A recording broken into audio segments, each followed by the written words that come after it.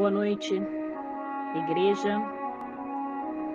Quase meia-noite, eu quero trazer uma palavra para você.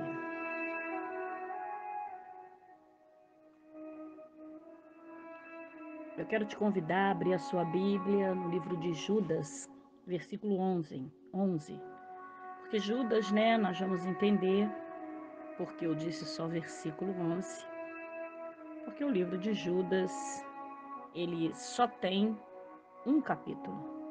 Então, é o capítulo 1 e o versículo 11 que diz assim: Ai deles, porque foram pelo caminho de Caim, e por amor do lucro se atiraram ao erro de Balaão e pereceram na rebelião de Coré.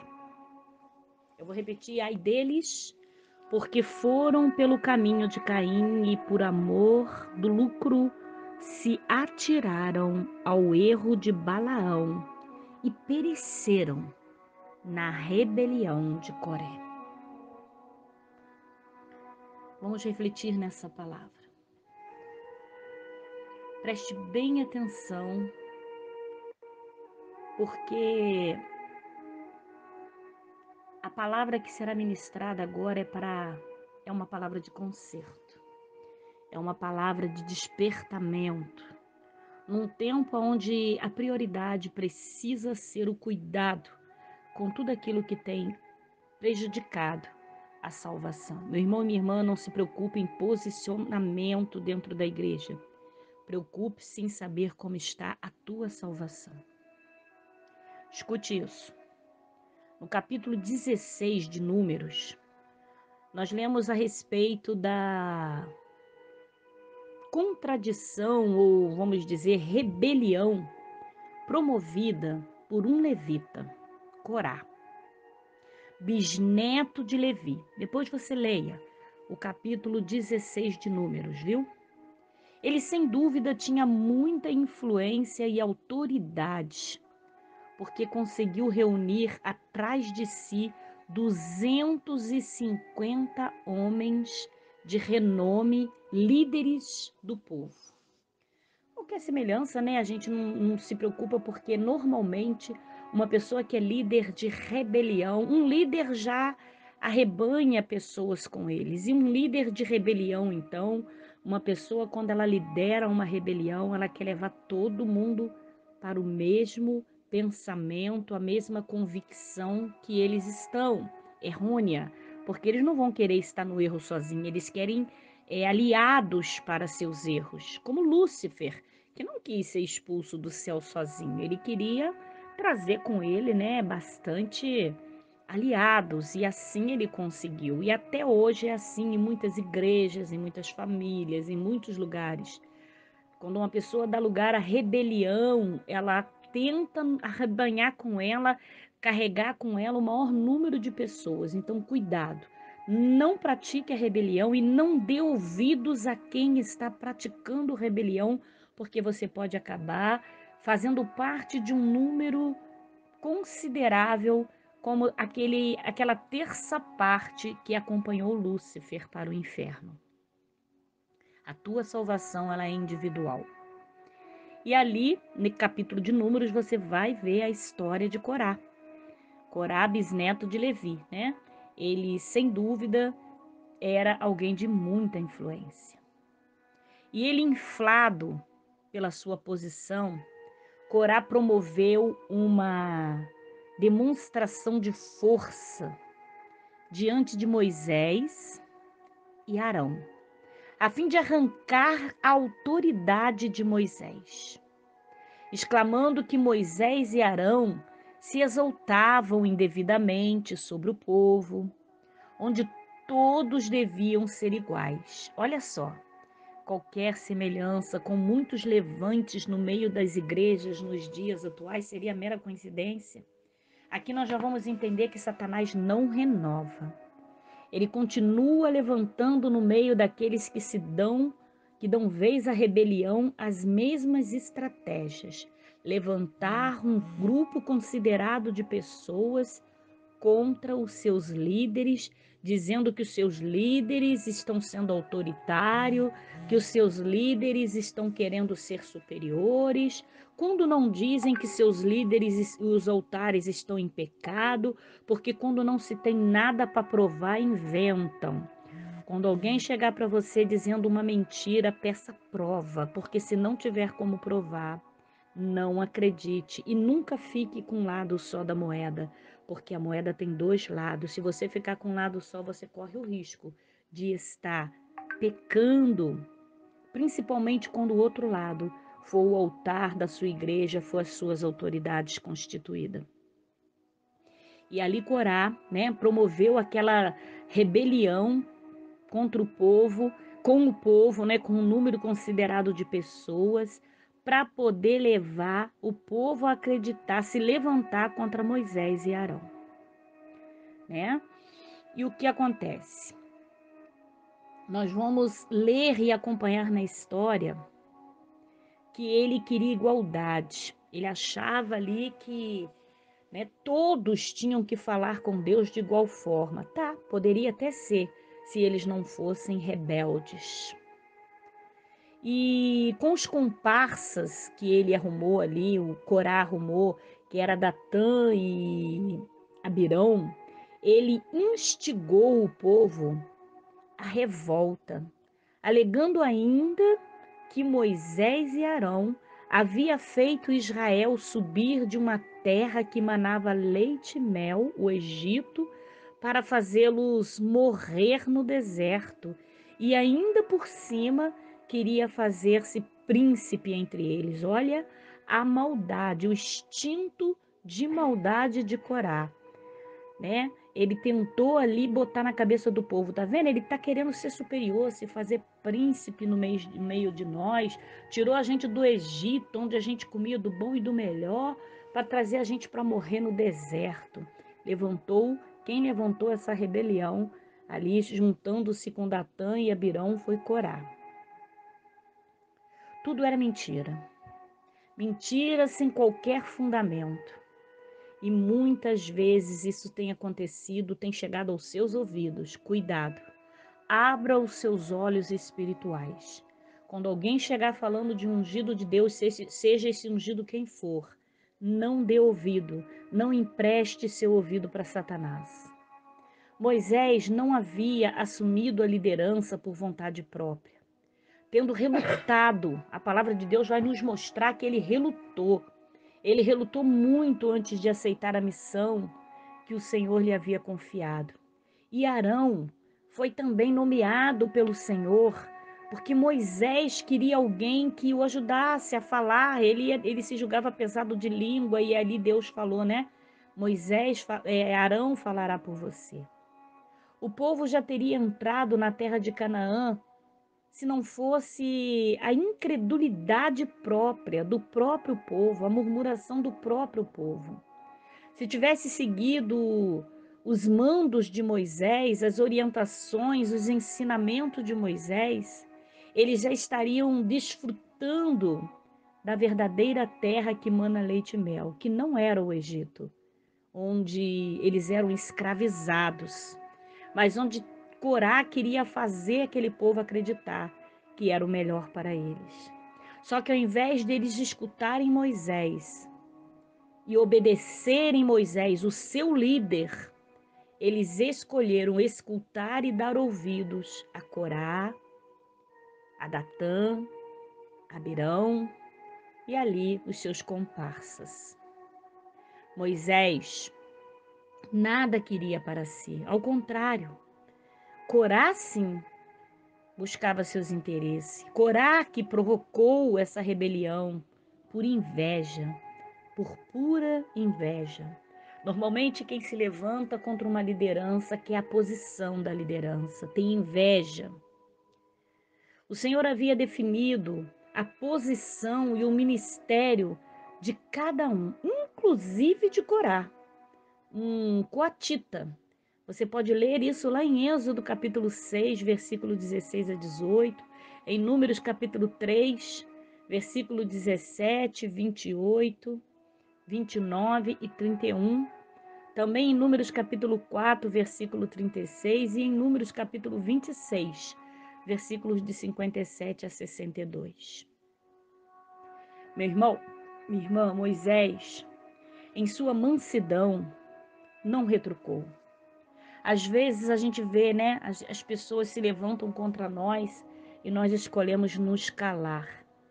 E tem gente que fala, ficou quieto porque tem culpa no cartório. Não, nós confiamos na justiça de Deus.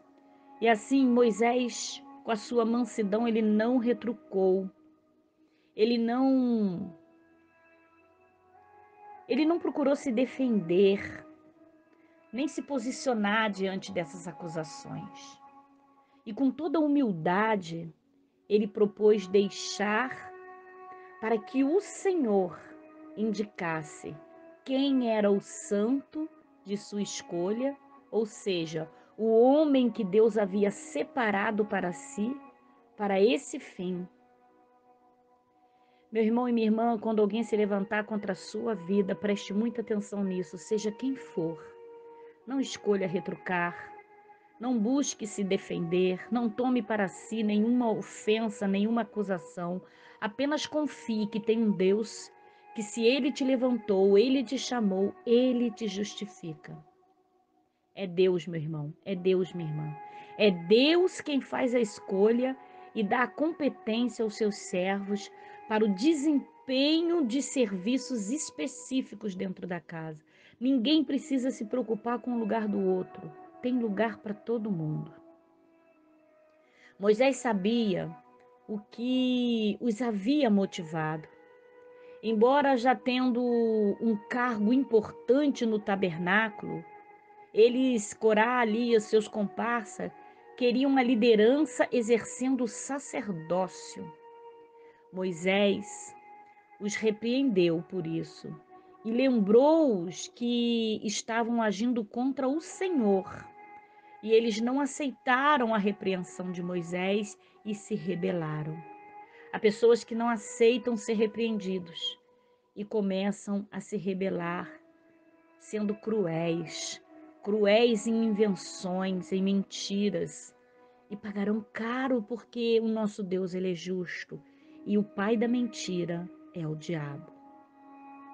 Então, meu irmão e minha irmã, Datã e Abirão não quiseram cooperar nesse teste e fizeram acusações maliciosas contra Moisés e Arão.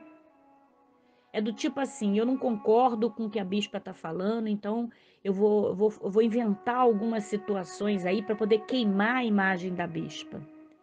Ou de seja lá quem for, né, que esteja determinando você ou a outra pessoa, alguma pessoa a fazer o que é certo. Eu não concordo com o que é certo, então eu tenho que dar um jeito de mostrar para os outros que ela está errada e que eu não vou obedecer porque ela está errada, não é porque eu sou o rebelde, a rebelde. Então, queridos e queridas, Moisés, dessa vez, ele irou-se. Ele irou-se com tamanha injustiça e declarou diante de Deus a sua inocência. E aqui nós aprendemos que quando alguém se levanta contra nós, nós podemos até nos irar, mas não pecar. E quando nós nos irarmos com tamanhas justiças, calúnias e difamações, nós devemos declarar diante de Deus a nossa inocência e falar: Pai, o Senhor me conhece, o Senhor sabe a minha inocência, justifique-me e tire a sua mão e deixa Deus agir, porque Deus sabe como tratar cada filho. O juízo do Senhor não demorou, veio severo e rápido. Se não fosse pela intercessão de Moisés e Arão, ele teria consumido a congregação toda. Deus ficou tão revoltado com o levante contra aquele homem dele, como aquele ungido, aquele separado que era Moisés, que ele queria destruir a congregação toda. Os rebeldes principais que nós mencionamos aqui, que foram o cabeça dessa rebelião, Corá, Datã e Abirão, foram castigados de maneira notáveis. Seus propósitos eram de separar o povo de Deus. Mas o Senhor os separou do povo e depois separou o solo debaixo deles para que fossem tragados com sua família e todos os seus bens. Esse foi o peso da mão de Deus sobre a vida de Corá. O Senhor elimina da face da terra todos aqueles que se levantam com calúnia e difamação e não se arrependem. Ainda há chance de arrependimento, mas aqueles que não se arrependem correm o risco de serem tragados por Deus, com tudo que têm. Gálatas capítulo 6, versículo 7. Não vos enganeis, de Deus não se zomba, pois aquilo que o homem semear, isso também se fará. Queridos e queridas, se você é inocente, não busque se justificar. Apenas apresente a Deus a sua inocência e deixa que Ele, somente Ele, te justifique. É abominável para um homem ou um grupo revoltar-se contra a ordem de Deus, a ordem que Deus estabelece, introduzir algo para dividir o povo de Deus. Calúnia, fofoca, difamação, fuja disso, porque isso é veneno de Satanás. O caminho para a rebeldia, ela começa com a falta de contentamento e do ceticismo gerado passa para a reclamação contra as circunstâncias e contra aquilo que Deus tem estabelecido, e depois ela vira uma amargura, um ressentimento, seguido finalmente pela rebelião e a hostilidade. Vigiemos, vigiemos, se estivermos descontente, inclinados a reclamar, a murmurar com muita coisa dentro da igreja, ou a ficar ressentido com o que a tua autoridade tem determinado que você faça, essa atitude só te levará à rebeldia contra Deus.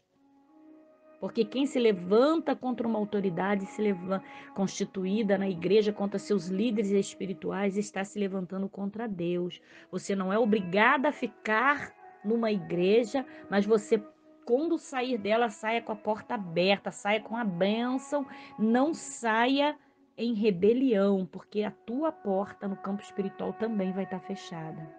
E as consequências serão sérias, como foi ali para aqueles 3. Meu irmão e minha irmã, essa palavra, como eu disse, é de despertamento. Quantos irmãos na fé se reúnem em nome de Jesus, numa localidade, regularmente, aceitando o senhorio do Senhor Jesus, reconhecendo o controle do Espírito Santo, submetendo-se incondicionalmente à autoridade única e exclusiva da palavra de Deus, contida na Bíblia, e forma-se a Igreja de Deus. Suas funções, a partir daí, principais, precisam ser adoração, louvor, ação de graça, ceia do Senhor, oração, súplica, intercessão uns pelos outros, comunicação uns com os outros. Precisam aprender a amar, a comunhão, né?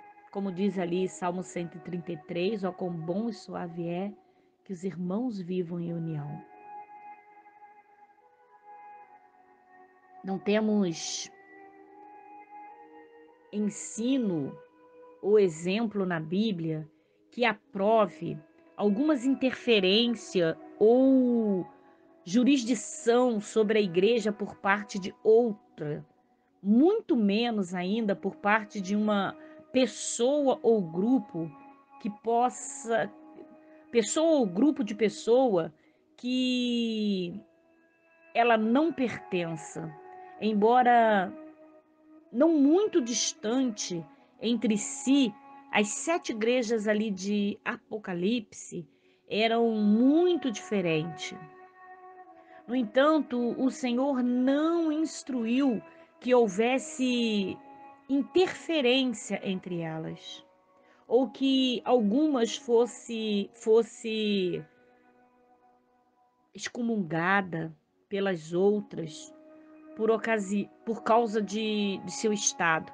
Então, o que nós estamos querendo dizer aqui para você é que Deus, ali havia 7 igrejas em Apocalipse, e ali nós não encontramos na Bíblia nenhuma referência dizendo que Deus autorizou uma igreja a criticar a outra, uma igreja a tacar pedra na outra, uma igreja, né, falar mal da liderança da outra. Meu irmão e minha irmã, se você não pode abraçar a sua irmã menor, se você não pode abraçar a sua irmã maior, que é outra igreja, os pastores, os líderes, você não fala nada. Se você não concorda, leva para Deus. Não saia falando dos altares das outras igrejas, porque você não tem base bíblica para isso. Sempre que uma igreja se forma com uma tese, Deus lhe concede dons espirituais suficientes para a edificação dos seus membros, que incluem aqueles necessários para a sua liderança. Os líderes responsáveis pela direção da igreja, conhecido como pastores, bispos, apóstolos, diáconos, missionários, são chamados esse trabalho pelo Senhor, nunca são eleitos pelo rebanho. Quem elege é o Senhor, não é o rebanho que elege os líderes. A igreja não é regida democraticamente, mas é o Espírito Santo que liga os seus membros para que cada um faça a sua parte conforme lhe é concedido. Meu irmão e minha irmã, o novo crescimento deve ser a expressão de todo crente que membra numa igreja, mas a condição espiritual, sabedoria e habilidade de cada um varia muito. Os líderes da igreja, aprovados por Deus, serão reconhecidos pela sua maturidade espiritual, sua sabedoria no ensino, no pastoreio, na sua dedicação ao trabalho. As qualidades básicas são encontradas lá nas cartas de Paulo, Timóteo, Tito. A integridade de caráter é essencial. Quando você tentar denegrir alguém, tocar na integridade, no caráter de alguém, cuidado, porque você pode estar sendo um criminoso espiritualmente. Se você não tem prova, não abra sua boca, porque a tua boca pode ser a tua sentença. E a palavra de Deus também vai dizer em Hebreus capítulo 5, versículo 4, ninguém toma esta honra para si mesmo, senão quando chamado por Deus, como aconteceu com Arão. Ou seja, eu não posso me constituir, me consagrar a nada. É Deus quem chama. E se Deus chama, está debaixo da autoridade de Deus. Quem se levantar, está se levantando contra Deus.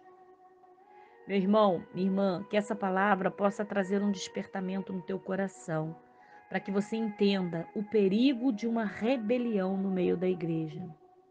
Ainda hoje, nos dias de hoje, nós vemos igreja sendo perturbada pela inveja, pela ambição de alguns dos seus membros, que às vezes vaidosamente querem uma posição destacada, sem reconhecer que Deus, que é de Deus que vem, né? Não é do líder somente, não é pela amizade, não é pelo agrado do homem, mas precisa vir de Deus. E às vezes Deus não aprovou a liderança e eles começam a se levantar, porque lhes faltam, na verdade, caráter, lhes faltam dons, lhes faltam talentos necessários. Isso resulta em rebelião contra a sua liderança, não concordam com as repreensões, com as correções. E nessa situação acaba ocasionando uma divisão na igreja, estilo Corá. Cuidado com a síndrome de Corá no teu meio. Se você sentir alguém com síndrome de Corá, repreenda.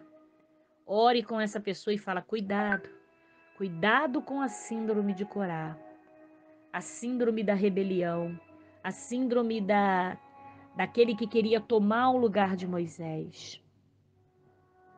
Somos instruídos a nos revestir de humildade e mansidão, lá em Colossenses capítulo 3, versículo 12. Porque toda autoridade na igreja vem de Deus. E é Deus quem trata dos líderes, é Deus quem cuida da liderança. É da responsabilidade de Deus a liderança da igreja.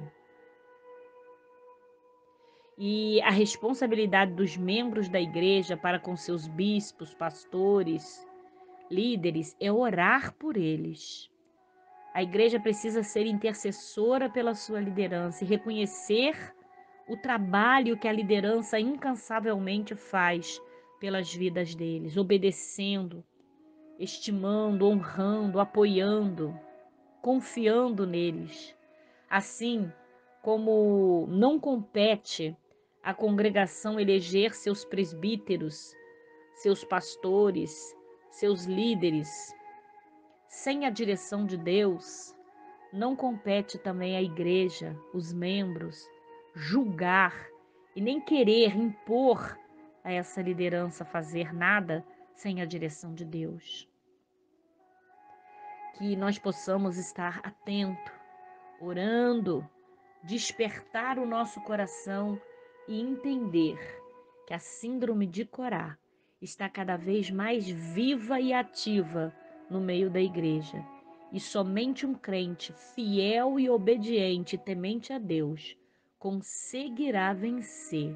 Cuidemos para não perecermos, porque Corá pode ter tido seus momentos de prazeres, mas o seu fim foi sugado, foi pesado, o seu fim foi triste. E não é o fim que nós desejamos para nenhum de nós. Que sejamos vigilantes, que estejamos na torre de vigilância, como eu costumo dizer, e sejamos verdadeiramente servos obedientes e fiel a Deus, fugindo da rebelião de Corá. Amém?